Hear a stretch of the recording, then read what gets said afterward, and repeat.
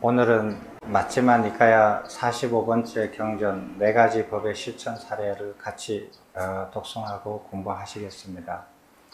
저번에는 46번 경을 했습니다. 근데 왜 오늘은 45번 경을 하느냐면은 4가지 법의 실천이라는 제목으로 46번 경을 했는데, 내용상으로 보면은 46번이 먼저고 45번이 뒤입니다. 번호로 보면은 45번, 46번 이렇게 됐지만은 내용으로 보니까 45번이 뒤에 해야 될 것 같습니다. 같이 한번 읽어보시겠습니다. 이와 같이 나는 들었다. 한때 세존께서는 사와띠에 있는 제타 숲에 아나타 빈티카 올림에 머무셨다. 그때 세존께서는 비구들이여 라고 비구들을 부르셨고, 비구들은 세존이시여 라고 세존께 응답하였다. 세존께서는 이렇게 말씀하셨다.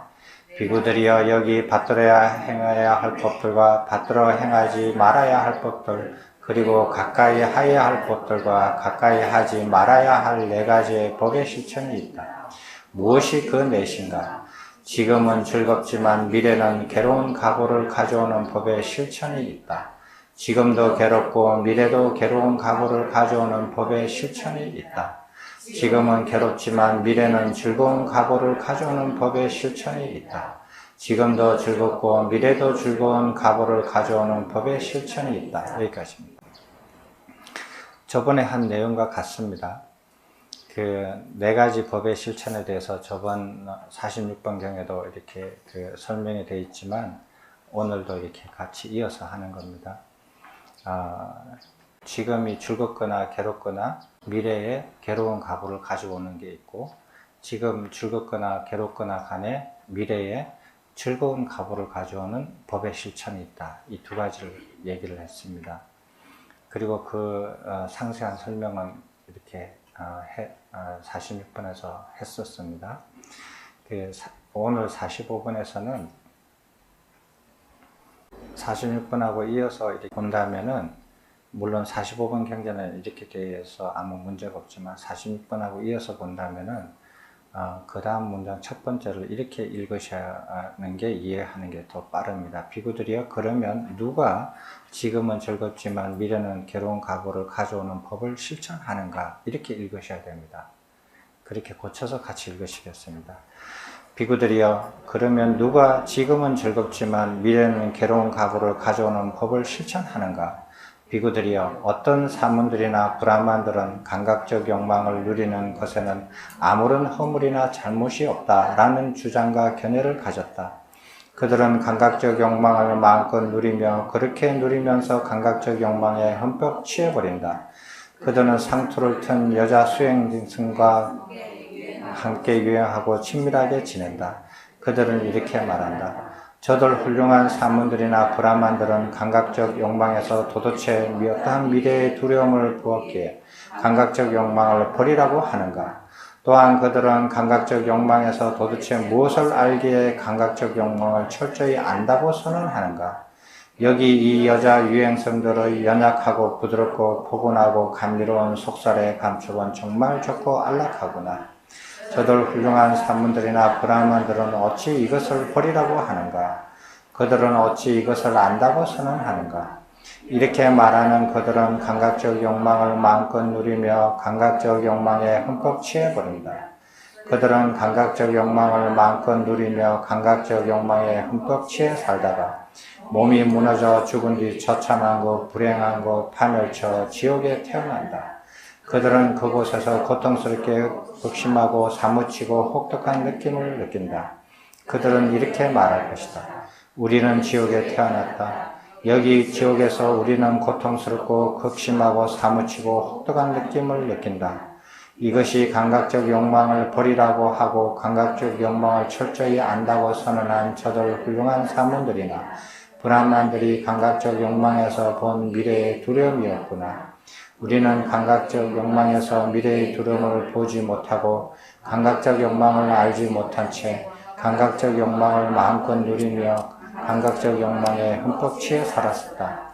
그것을 원으로, 그것을 근원으로 이러한 고통스럽고 극심하고 사무치고 혹독한 느낌을 이곳 지옥에서 겪게 되었구나.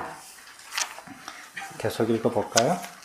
비구들이여, 예를 들면 여름의 마지막 달에 넝쿨 나무의 일종인 말루아 넝쿨 나무의 씨앗이 연고로 익는다. 이 중 어느 말루아 넝쿨 나무의 깍지가 터져 그 말루아 넝쿨 나무의 씨앗이 어떤 산라나무 아래 떨어진다고 하자. 그러면 그때 그 산라나무에 사는 신의 친구와 동료들, 친지와 친척, 정원에 사는 신들, 숲에 사는 신들, 나무에 사는 신들, 약초와 큰 나무에 사는 신들은 그 모습을 보고 두려워하고 떨고 놀랄 것이다. 그들은 그 산라나무에 함께 모여서 이와 같이 그 산라나무에 사는 신을 안심시킬 것이다. 존자여, 걱정하지 말고 두려워하지 마시오. 아마도 이 말루와 넝쿨 나무의 씨앗을 공작새가 삼키거나 작은 동물들이 먹거나 개미들이 갉아먹거나 혹은 싹을 틔우지 못할지도 모릅니다. 비구들이여, 그러나 그 말루와 넝쿨 나무의 씨앗을 공작새가 삼키지도 않고 작은 동물들이 먹지도 않고 개미들이 갉아먹지도 않아서 싹을 틔울 것이다. 그 씨앗은 비구름이 동반한 비를 맞아 싹을 잘 틔워 자라게 될 것이다. 연약하고 부드럽고 포근하고 감미로운 그 말루와 넝쿨 나무의 어린 줄기와 어린 잎들은 그 산라나무를 잘 감아줄 것이다. 그러면 그 산라나무에 사는 신은 이렇게 생각할 것이다. 참으로 나의 친구와 동료들, 친지와 친척, 정원에 사는 신들, 숲에 사는 신들, 나무에 사는 신들, 약초와 큰 나무에 사는 신들은 이 말루와 넝쿨 나무의 씨앗에서 도대체 어떠한 미래의 두려움을 보았기에 함께 모여서 이와 같이 나를 안심시켰는가? 존자여, 걱정하지 말고 두려워하지 마시오. 아마도 이 말루와 넝쿨 나무의 씨앗을 공작새가 삼키거나 작은 동물들이 먹거나 개미들이 갉아먹거나 혹은 싹을 틔우지 못할지도 모릅니다. 여기 이 말루와 넝쿨 나무의 어린 줄기와 어린 잎들은 참으로 연약하고 부드럽고 포근하고 감미로워 그 감촉은 정말 좋고 안락하구나. 그러나 그 말루와 넝쿨 나무의 줄기와 잎들은 점차 자라면서 그 산라나무를 완전히 감싸 버릴 것이다.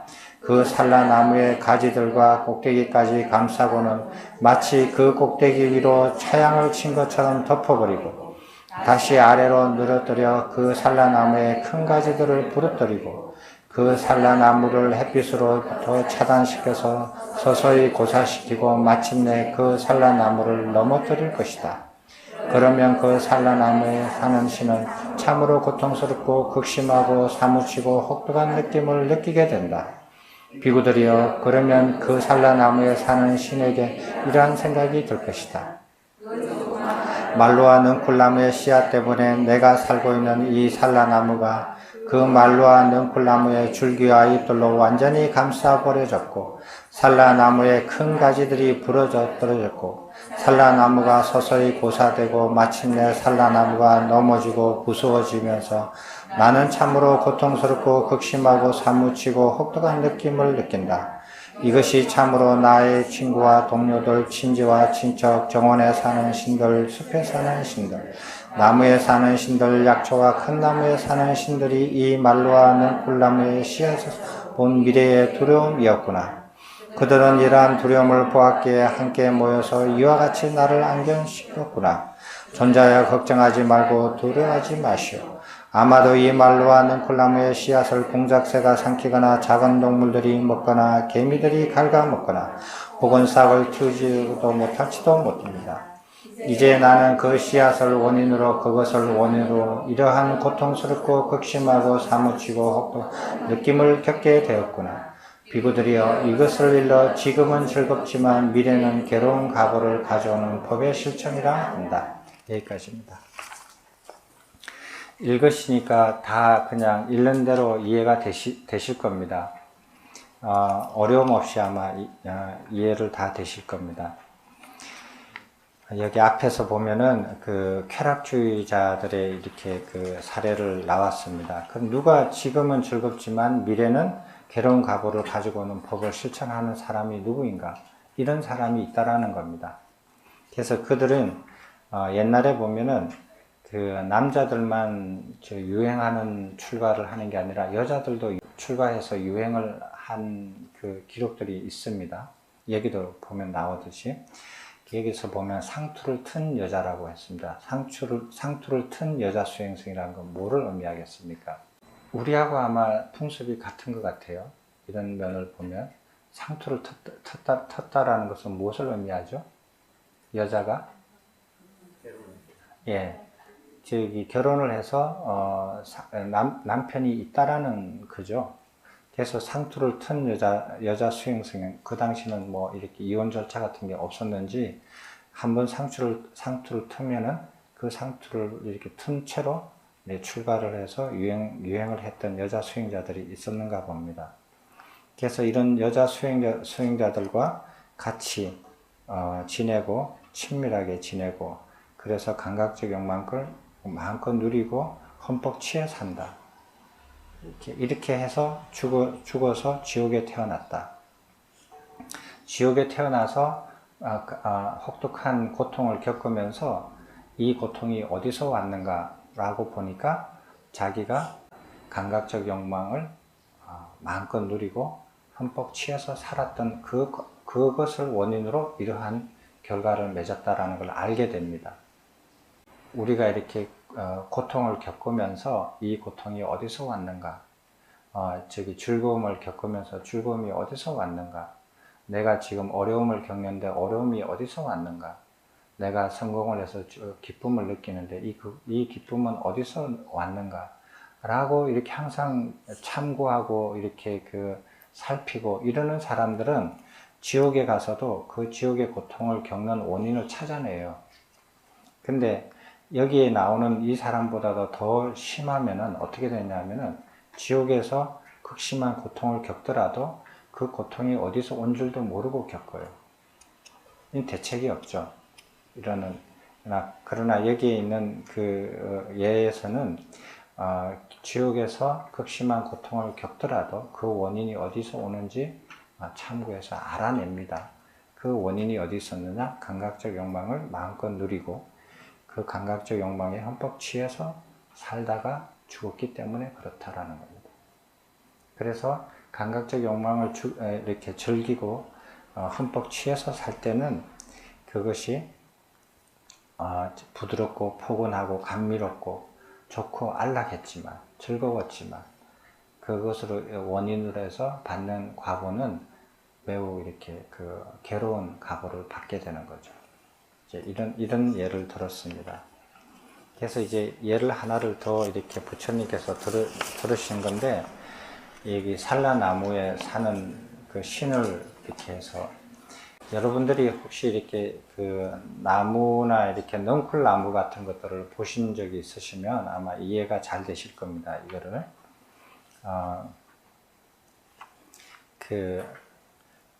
넝쿨나무의 씨앗이 어떤 나무 밑에 밑둥시에 떨어졌어요. 그래서 그거를 보고 이렇게 다른 신들이 와서 이렇게 그 나무에 사는 신한테 위로를 하는데 그 나무에 사는 산라나무에 사는 신은 왜 그러는지를 이해를 못 하는 거예요. 그래서 이제 그걸 겪는 거를 이렇게 설명하는 겁니다. 나무가 자라가지고 어릴 때는 그 나무를 감싸 안아도 그게 부드럽고 감촉이 좋고 안락하죠. 그래서 괴로움을 못 느낍니다. 부드러움을 느끼고 좋은 걸 느껴요.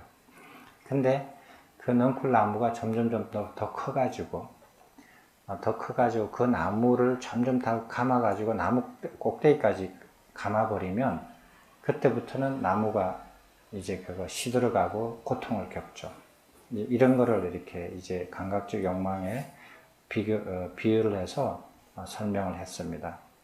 여기에 보면은 그 넝쿨나무의 씨앗이 자라가지고 그 나무를 이렇게 감잖아요. 감다가 처음에는 그게 잎이 연약하고 줄기가 연약할 때는 그 감는 감촉이 부드럽고 안락하고 좋지만 그 넝쿨나무가 점점 자라가지고 크면은 그 나무를 점점 옥죄죠.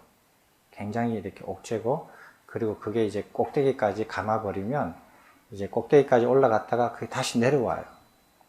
내려오면서부터는 그 나무가 아무리 잎이 많아도 햇볕을 못 받아요. 그 넝쿨나무 같은 걸 보면은 그러면서 이제 그 넝쿨나물만 햇볕을 다 받고 꼭대기 갔다가 내려오면서는 이제 큰 나무 가지들을 다 둘러싸면서 원래 나무가 햇볕을 못 받으니까 힘이 없어지고 이렇게 점점점 이렇게 그 고사되면서 그 넝쿨나무를 이기지를 못해요. 그래서 가지가 큰 것부터 부러져요. 그렇게 해서 나중에는 그 나무도 넘어져요. 쓰러져요. 산에 가면은 그런 나무들을 이렇게 볼 수가 있어요. 그 자강사에 보면은 그 마당에서 보면은 큰 나무가 하나 있었죠. 그 나무가 있었는데 그 밑에 그 넝쿨나무가 있는데 그 능수화 나무였죠. 능수화가 있어서 그 나무를 이제 감아 가지고 올라갔었어요. 근데 그 능수화가 그 나무의 꼭대기까지 올라가지 않고 이렇게 한 80% 정도 올라갔을 때 그 능수화가 꽃을 피면은 참 아름다워요. 그 원래 나무는 원래 나무대로 이렇게 그 건강하게 이렇게 잘 이렇게 생존해 있고 잎도 파릇파릇하고, 근데 능수화가 이렇게 그 큰 나무를 타고 올라가서 이렇게 꽃을 이렇게 피운단 말이에요. 그러면은 그 나무가 전체가 꽃나무처럼 보여요. 그렇게 아름다워요. 그래서 그게 참 보기가 좋았는데, 시간이 지나니까 이 능수화가 점점점 커가지고 그 나무를 꼭대기까지 이렇게 감아버려요. 감아버리니까 어느 날 보니까 그 나무가 힘들어하고 이렇게 시들기 시작하더라고요. 그래서 제가 어떻게 했느냐면 톱을 가지고 가서 그 나무 밑둥지에 가가지고 능수화 이렇게 이만한 줄기가 한 3개 정도 이렇게 감아 올라갔어요. 그 나무를. 그래서 저 보고 그 제일 두꺼운 거 하나를 잘랐어요. 그럼 능수화도 죽지는 않죠. 죽지는 않지만 그 나무가 이제 좀 숨통이 튀죠. 가지를 하나 잘라주니까. 그렇게 해서 이제 그 상태를 이렇게 유지시켰는데, 가만히 놔두면 이제 그 나무가 이제 죽게 되고 쓰러지게 되죠. 다른 데서는 보지 못했던 비유거든요. 이경전에만 나오는 비유인데 참 아름다워요.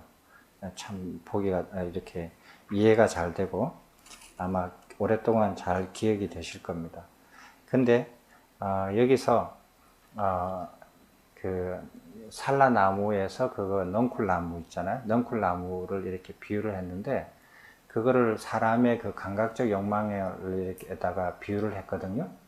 그러면은 그 사람이 그 나무가 이렇게 된다면은, 비유가 됐다면은 이 넝쿨나무는 무엇의 비유가 됐겠어요? 무슨 말씀인지 아시겠어요? 여기 예, 그걸 뭘로 비유하면 이해하면 좋겠어요? 산라나무가 사람이라고 치면 그 사람을 감아 올리는 그 넝쿨나무를 무엇으로 이렇게 이해하면 좋겠어요? 예? 맛있는 음식을 추구하는. 네? 여기가 감각적 오욕, 여기 특히 이렇게 앞에서 보면은 여자 수행승하고 이렇게 친밀하게 지내는 거를 이렇게 비유를 했잖아요. 그럼 여기도 보면은 음식이나 그게 아니라 가장 이렇게 음욕에 관련되어 있는 부분을 가장 직접적으로 비유하는 거거든요. 그러니까 이게 넝쿨나무가 무엇을 비유한 것으로 이해하면 좋겠어요? 간단한데, 산라나무가 사람으로 비유가 됐다면 이 산라나무를 감싸고 올라가는 이 넝쿨나무를 무엇으로 비유한 것으로 이해하면 좋겠느냐 하는 건 내용이거든요. 무엇이겠어요? 이제는 다들 말씀을 안 하시네. 그 앞에 비유에 치면은 쾌락의 대상인 상대라고 보면 안 된다라는 거예요. 그렇게 보시면 안 돼요. 그렇게 보지 않고 자기가 감각적 욕망을 만끽하고 흠뻑 빠지는 자기 안에서 있는 그 감각적 욕망을 갈구하는 그 욕망을 넝쿨나무로 비유한 걸로서 이해를 하셔야만이 바르게 이해하셨다고 저는 봐지거든요. 됐습니까? 그래서 상대가 누군지도 그건 상관이 없어요. 상대가 누군지 그거는 그게 문제가 아니라 자기 안에서 감각적 욕망을 갈구하는 마음이 처음에는 연약하고 부드럽고 그게 달콤하단 말이에요. 근데 그게 점점 자라면은 자기를 다 감싸고 자기를 고사시켜요. 고사시키는 거는 언제부터냐? 그 나무로 비유하면은 나무 꼭대기까지 감아 올라갔을 때부터 시작이 돼요. 그래서 나무 꼭대기까지 이게 그 넝쿨나무가 감아 올리고 나면 그 다음에는 넝쿨나무가 나무 꼭대기에 차양처럼 이렇게 만들고 나서 밑으로 내려오거든요. 차양 꼭대기까지 감아 올라서 위에서 차양을 만들면 어떤 현상이 생기냐면은 넝쿨나무만 자라고 나무는 햇볕을 못 받아서 고사하기 시작해요. 그 시점이에요. 그러니까 자기가 감각적 욕망을 추구하는 그 갈망이 나중에는 처음에는 부드럽고 연약하고 감미롭고 안락한데 그게 점점 커지면 어떻게 되느냐 하면은 자기 꼭대기까지 그게 감아 올라서면은 햇볕을 못 받아요. 그건 무슨 소리냐면은 감각적 욕망이 사람 끝까지 이렇게 그 감아 올라서면은 사람이 사리 분별을 못해요. 그러니까 그 나무가 차양처럼 이렇게 가려져 있는 것처럼 햇볕을 못 받는 것처럼 사람이 그 감각적 욕망에 완전히 빠져버리면은 머리 꼭대기까지 감겨져 버리면 사리 분별을 못해요. 누구나가 저렇게 하면 되고 저렇게 하면 안 되는 거를 누구나가 다 아는 거를 그걸 분별을 못해요. 그 다음부터는 그 이렇게 벗어나게 하기가 어려워요. 그 다음부터는 그 사람 스스로가 파멸되기 시작해요. 그것으로 인해서 지옥에까지 안 태어나도 그런 것을 이렇게 이해를 하셨으면 해요. 이 비유에서. 그래서 사람들이 그 감각적 욕망이 자기 안에서 처음에는 견딜만 하고 이렇게 좋고 안락하고 부드럽고 감미롭고 그러다가 그것이 어느새 이렇게 자라서 자기 머리 꼭대기까지 올라가면은 그 다음부터는 사리분별을 못하는데 사리분별 못하는 사람이 뭐 공부를 하시겠어요? 정법을 뭐 이렇게 공부하고 찾고 그렇게 하시겠어요? 못해요. 사리분별도 못하는데 무슨 이렇게 부처님 가르침을 공부하시겠어요? 그런 일은 안 생겨요. 그래서 이제 그때부터는 이제 스스로 헤어나기가 어려운 상태가 되는 거죠. 감각적 욕망에 이렇게 감겨져 가지고. 자, 이것이 이제 지금은 즐겁지만 미래는 괴로운 각오를 가지고 오는 법의 실천이다. 누가 하는가? 쾌락주의자들이 그렇게 했다라는 겁니다. 자, 이제는 보행주의자의 실천 사례입니다. 아까처럼 그렇게 읽어보시겠습니다. 비구들이여, 그러면 누가 지금도 괴롭고 미래도 괴로운 각오를 가져오는 법을 실천하는가? 비구들이여, 여기 어떤 자는 나체 수행자이고 세상의 간섭을 거부하며 살고 손으로 음식을 받아 핥아서 먹는다. 누구든지 음식을 주려고 오라 하면 가지 않고 서라 하면 서지 않고 초청해도 응하지 않는다. 가져온 음식을 받지 않고 내 몫으로 지정된 것을 받지 않고 그릇에서 떠주는 음식을 받지 않고 항아리에서 퍼주는 것을 받지 않고 문지방을 넘어와서 주는 것을 받지 않고 막대기를 넘어와서 주는 것을 받지 않고 절구공이를 넘어와서 주는 것을 받지 않는다. 임산부에게 받지 않고 젖먹이는 여자에게 받지 않고 남자에게 안겨있는 여자에게 받지 않고 두 사람이 먹고 있을 때 받지 않는다. 기근이 든 때 나체 수행자를 위하여 곡식을 모아둔 곳에서 음식을 받지 않는다. 개가 옆에서 보고 있을 때 음식을 받지 않고 파리떼가 날아다닐 때 음식을 받지 않고 생선과 고기를 받지 않으며 곡차, 과일주, 발효주를 마시지 않는다. 그는 첫 하루 동안은 하루에 한 번만 음식을 먹는다. 그 다음 이틀 동안은 이틀에 한 번만, 그 다음에 사흘 동안은 사흘에 한 번만 음식을 먹으며 이런 방법으로 계속하여 그 다음에 7일 동안은 7일에 한 번만 음식을 먹는다. 이때 하루에 한 번만 음식을 먹을 때는 두세 입 분량의 음식만 담을 수 있는 작은 탁발 그릇인 닷띠에 한 닷띠의 음식만 구걸하고 이틀에 한 번만 음식을 먹을 때는 두 닷띠의 음식만 구걸하고 사흘에 한 번만 음식을 먹을 때는 세닫기의 음식만 구걸하며 이런 방법으로 계속하여 7일에 한 번만 음식을 먹을 때는 7닷대의 음식만 구걸한다. 또는 하루에 한 번만 음식을 먹을 때는 한 집에서만 한 입의 음식만 구걸하고 이틀에 한 번만 음식을 먹을 때는 두 집에서만 두 입의 음식만 구걸하고 세 집에서만 세 입의 음식만 구걸하며 이런 방법으로 계속하여 7일에 한 번만 음식을 먹을 때는 7집에서만 7입의 음식만 구걸한다. 이와 같이 한 달씩 산다.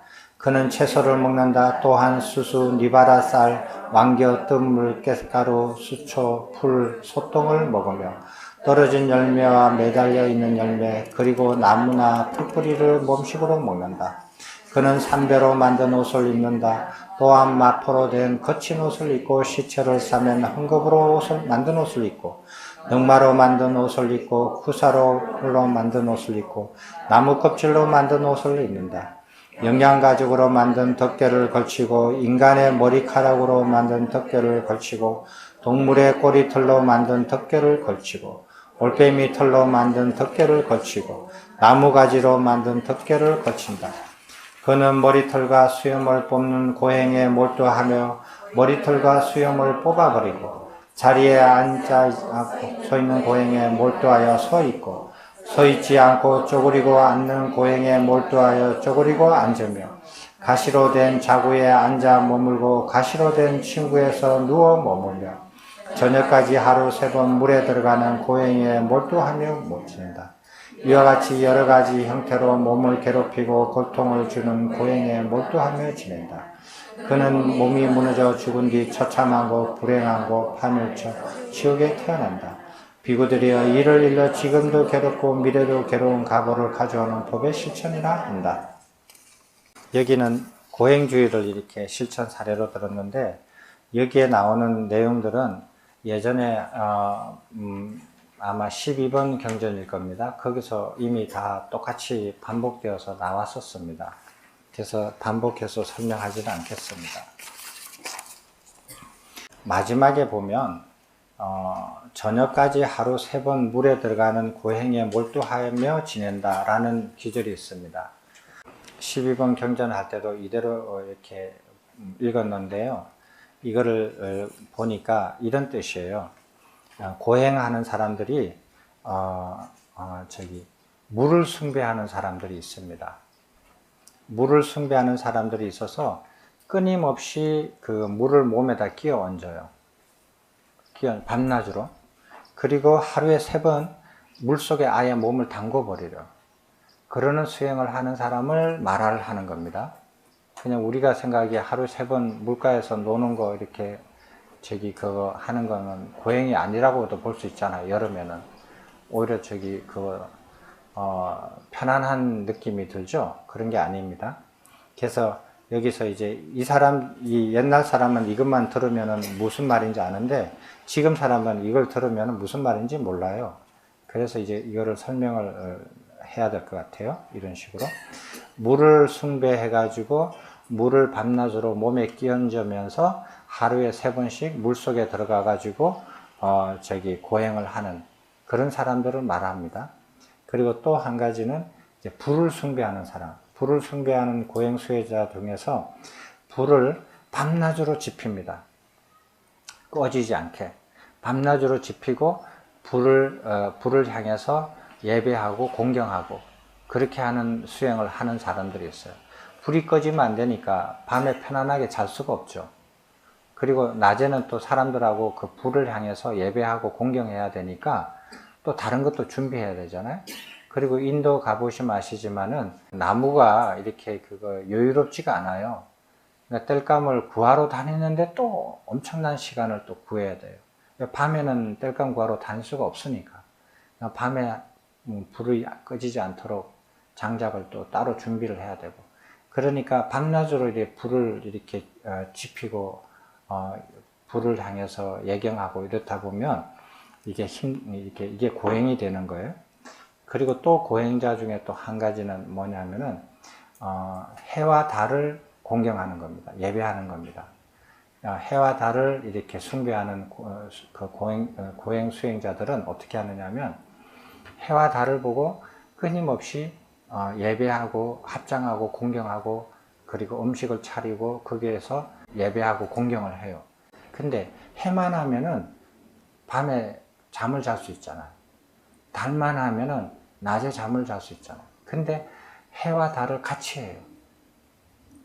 그래서 밤낮으로 낮에는 해를 공경하고 밤에는 달을 공경하고 그렇게 해서 밤낮으로 이제 그렇게 하니까 자는 게 시원치 않고 힘들고 공경하는 그 의식을 계속 밤낮으로 해야 되니까 그래서 그거를 고행 수행자 중에 한 부분으로 이렇게 이해를 합니다. 그래서 이 짧은 한 귀절이 그 세 가지를 다 포함하고 있어요. 그렇게 이해를 하셨으면 좋겠습니다. 고행을 하면은 현재는 괴롭지만 사람들은 현재 괴로움을 겪으면서 미래에는 즐거운 가보를 가지고 올 거라는 신념을 가지고 다 고행을 해요. 그렇잖아요? 지금도 괴로운데 미래에도 괴로운 가보를 가져온다라고 알면은 누가 고행을 하겠습니까? 그렇게 안 하죠. 지금은 고행을 하더라도, 괴로운 고행을 하더라도 나중에는 즐거운 가보를 얻을 거라는 생각을 가지고 지금 괴로운 고행을 견뎌내는 겁니다. 하는 겁니다. 그거는 이해를 하시잖아요? 근데 지금 고행을 해서 나중에 즐거운 가보를 어떻게 가져올 것인가 라는 그 생각이 부처님 가르침하고 어긋나 있어요. 부처님은 그렇게 가르치시지 않아요. 부처님께서도 처음에는 고행을 많이 하셨어요. 고행을 많이 하시고 어느 누구보다도 고행을 과거에 어느 사문이나 브라만이나 현재의 어떤 사문이나 브라만이나 미래의 어떤 사문이나 브라만인 이보다도 더 혹독한 고행은 할 수가 없다 라고 말씀하실 정도로 하셨잖아요. 경전에 그렇게 나오잖아요. 그만큼 많이 하셨어요. 나중에는 중도를 깨우치시고 난 다음에는 그게 잘못됐다는 걸 알아요. 그래서 고행으로 몸을 괴롭히고 해서 나중에 즐거운 가보를 얻지는 못한다는 의식주를 통해서 몸의 고통을 받으면서 하는 수행들은 그거는 다 부처님 가르침하고 상반된다. 이렇게 하면은 부처님께서는 반드시 지옥에 태어난다. 현생에 고행으로 괴로움을 겪고 나중에 미래에 또다시 괴로운 가보를 얻게 된다. 이렇게 설명하시는 겁니다. 이런 부처님의 가르침을 이렇게 그거 읽고 좀 깊이 좀 생각을 해보셨으면 참 좋겠어요. 지금도 수행을 하면은 반드시 괴로움을 이렇게 이겨내면서 수행을 해야 수행을 제대로 했다라고 생각하시는 분들이 암암리에 간혹 계셔요. 그런 생각이 밑바닥에 이렇게 깔려 있어요. 그런 잘못된 생각, 깔려 있는 생각을 싹 걷어내야 됩니다. 부처님 가르침을 한번 읽어보시면요. 제가 말씀드리는 거 아니에요. 경전을 읽어보면 이렇게 돼 있어요. 여러분들 한번 스스로 한번 확인해 보십시오. 그 말씀이 이렇게 믿기지 않는다면. 근데 부처님께서 실제로 이렇게 말씀을 하신 걸 45번 경전이나 46번 경전이나 다 합쳐서 보면 다 일관되게 서로 맞는 말씀이에요. 이 말씀만 그냥 툭 던져놓고 이렇게 하신 게 아니에요. 앞뒤가 다 맞게끔 46번 경전에도 그렇게 다 우리가 공부를 해봤잖아요.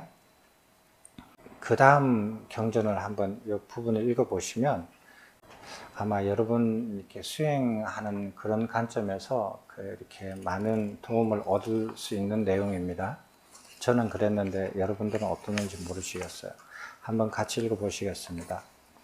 비구들이여, 그러면 누가 지금은 괴롭지만 미래는 즐거운 가보를 가져오는 법을 실천하는가? 여기 어떤 자는 탐욕과 성냄 그리고 어리석음으로 마음이 오염되었고 그 오염된 상태가 오래되고 누적되었다. 그는 이렇게 오염되고 상태에서 어떤 행위를 하고 그러한 행위를 반복함으로 오염된 상태를 유지시키고 정장시킨다.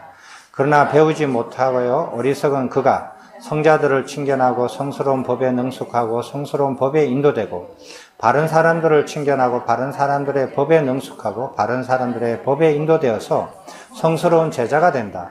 그는 잘 배워 지혜롭고 성스러운 제자가 되어 오염된 상태를 유지시키고 정장시키는 행위를 버린다. 그가 그러한 행위를 버리면서 그것으로 말미암아 괴로워하고 슬퍼한다.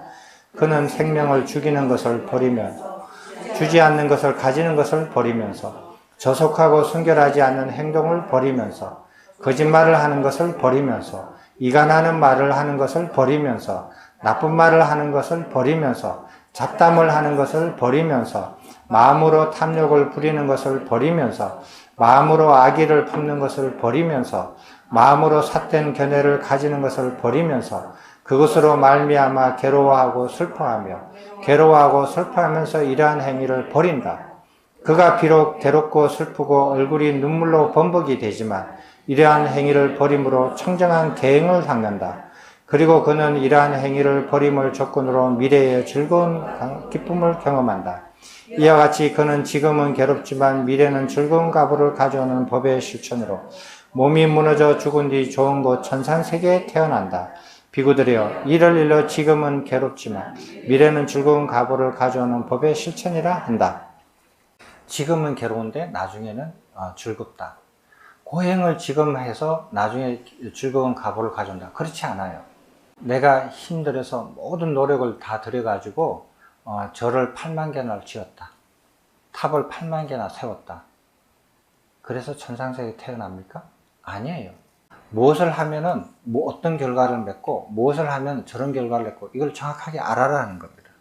그래서 여기서 보면 어떤 것을 할 때 천상세계에 태어난다. 여기서 천상세계는 욕계천상이라는 건 이해가 되시죠? 네.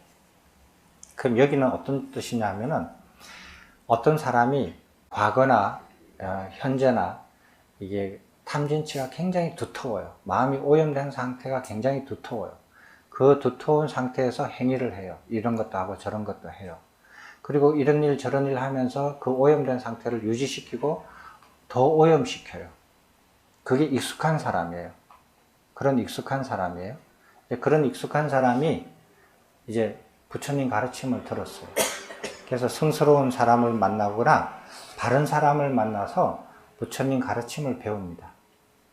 부처님 가르침을 배웠더니 내가 지금 이렇게 하는 행위는 마음의 오염을 유지시키고 혹은 정장시킨다.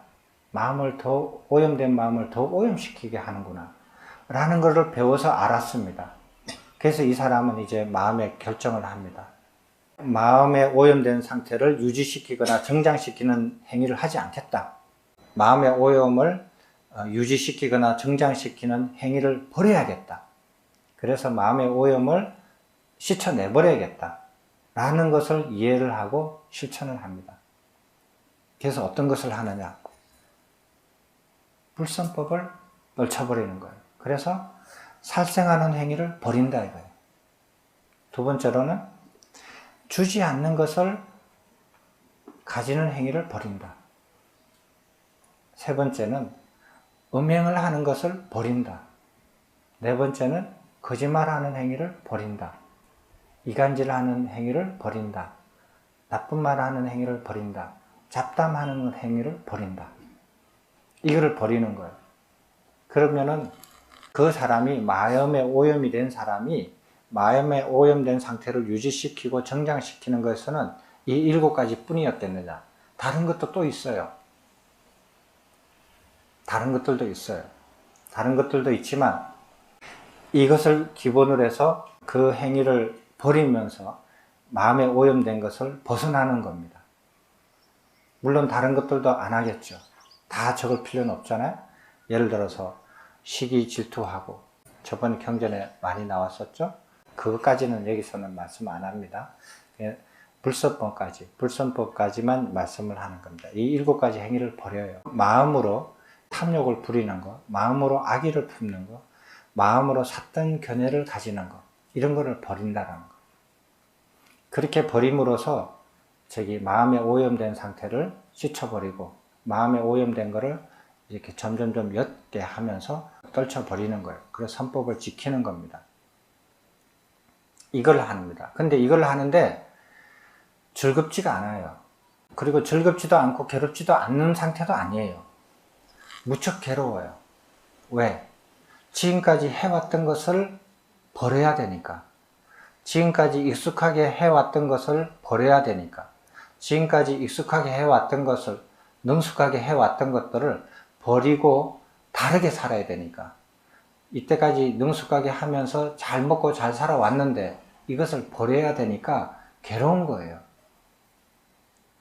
살생하지 말라고 하니까 괴로운 거예요. 훔친 행위를 버리려고 하니까 괴로운 거예요. 음행을 하지 말라고 하니까 괴로운 거예요. 괴로워요. 거짓말을 하지 말라고 하니까, 거짓말을 하는 것을 버리려고 하니까 괴로워요. 얼마나 괴로우냐? 여기 나옵니다. 괴롭고 슬프고 얼굴이 눈물로 범벅이 되지만, 이런 괴로움을 겪습니다.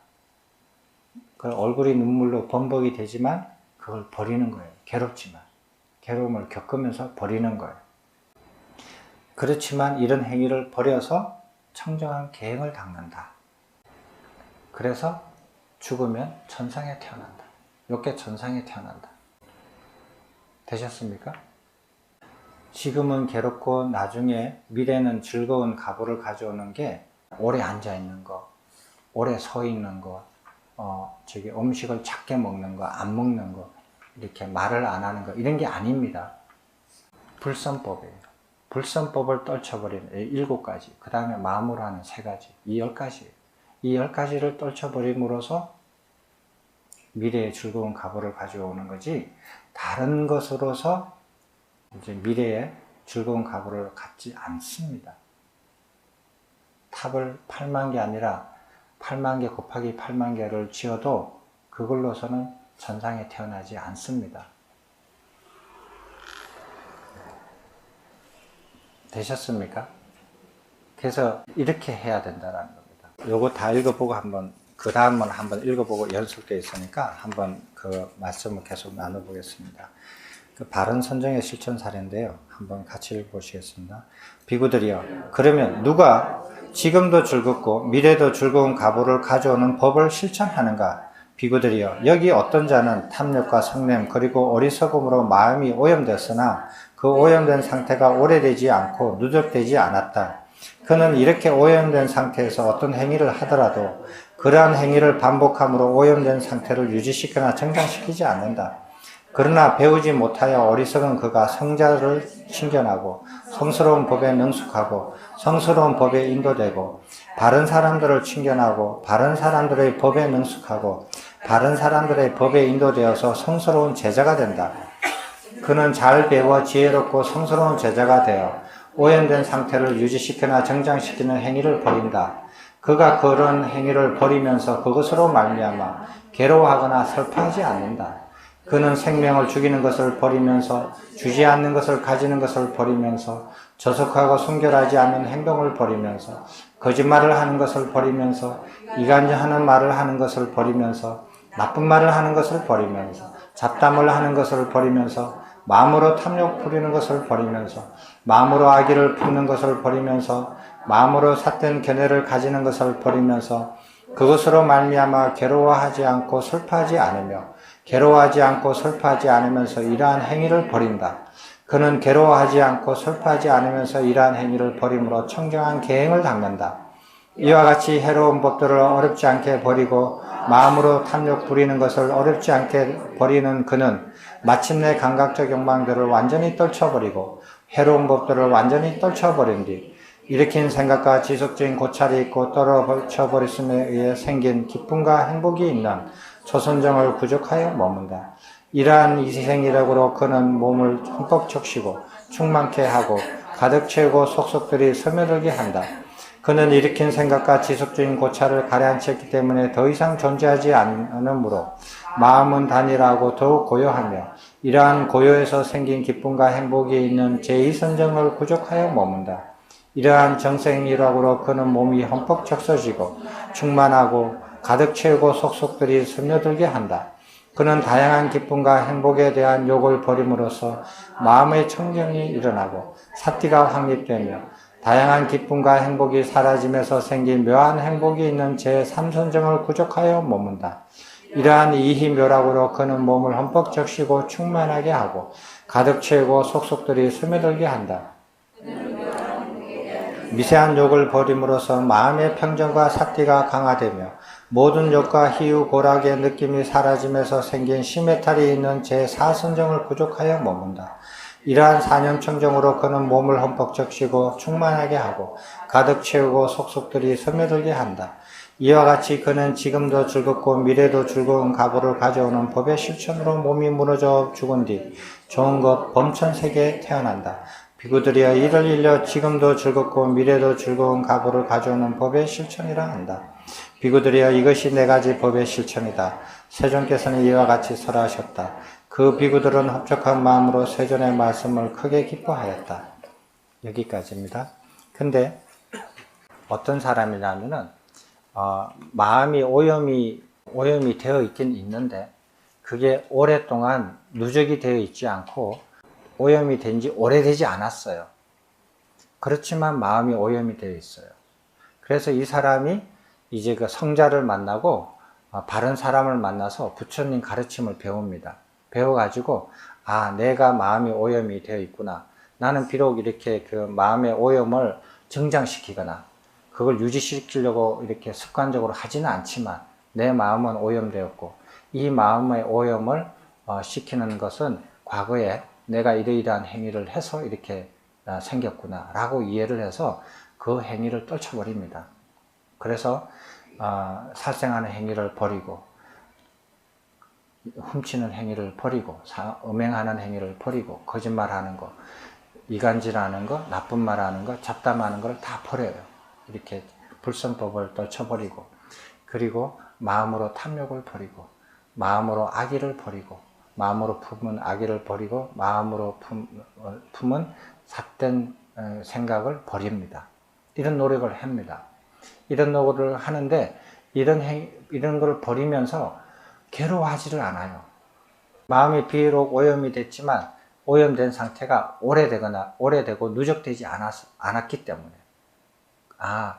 이해를 하고 단지 안 하면 돼요. 그걸 버리는데 막 괴롭지가 않아요. 근데 이 사람은 오염이 좀 이렇게 중간쯤 되어서 괴롭지는 않지만 그걸 버리면서 즐겁지도 않아요.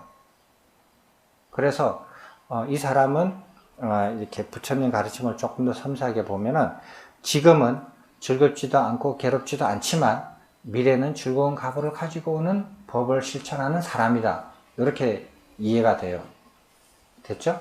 근데 이 사람 이걸 보고 그것만 이렇게 하지 마시고 한 단계 더 나가서 어떤 사람이 이 사람보다 더 마음의 오염이 더 작게 된 사람이 있어요. 아주 살짝 된 사람이 있어요.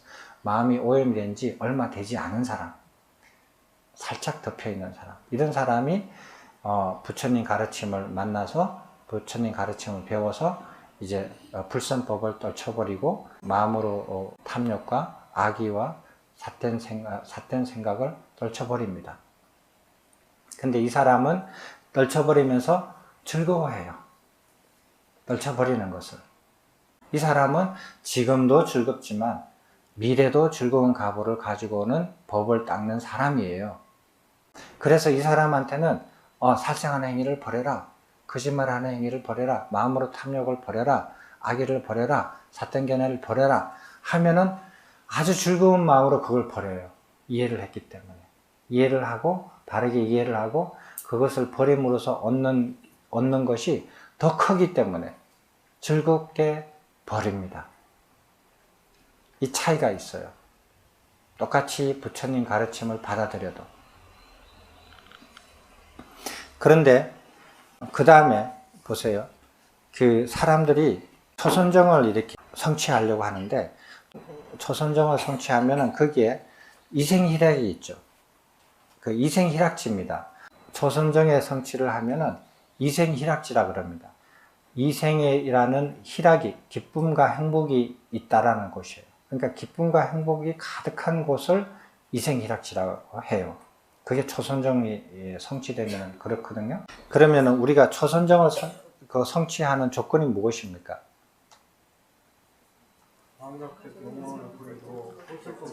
예, 그 두 가지죠. 자, 불선법을 완전히 떨쳐버리고 감각적 욕망을 완전히 떨쳐버리면 초선정에 들어갑니다. 조건은 그 두 개뿐이 없어요. 됐죠? 근데 여기 한번 보세요. 아까 전에 10가지를 떨쳐버리라 그랬잖아요. 그러니까 불선법을 떨쳐버렸죠. 이미 떨쳐버리잖아요. 7가지를. 그러니까 이 사람은 초선정에 들어가는 조건으로 불선법을 떨쳐버리는 걸 이미 버리고 있어요. 어떤 사람은 즐겁게 버리고, 어떤 사람은 즐겁지도 괴롭지도 않게 버리고, 어떤 사람은 괴롭게 버려요. 자기가 마음에 오염된 상태에 따라서. 그렇지만 버려요. 버리고 있어요. 그래서 언젠가는 완전히 떨쳐버려요. 불선법을. 그리고 마음으로 품은 탐욕을 버리고 있죠. 이미. 악의도 버리고 있죠. 삿된 생각도 버리고 있죠.